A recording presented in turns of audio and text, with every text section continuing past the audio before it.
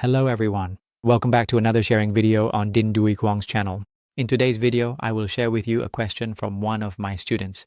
She is learning the STYLECAD version 13.5 software and she asked, when she closes this dart, the waistline is no longer smoothly curved.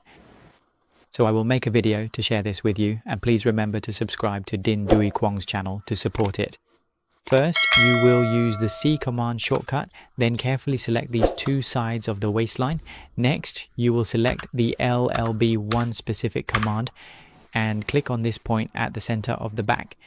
Then you will click on these points up here to adjust it, to shape it as you want. There you go. Carefully shape the segment into a smooth, even curved line. When you see that this line has become a smooth, even curve, press the Keep key and then hit Enter. That's it. And now you can see that both sides of the waistline have changed. Now you just need to add the allowance for this dart and you're done. You will select this dart and choose from this edge to this edge. So now we have finished crafting this dart. Alright, goodbye and see you in the next sharing videos.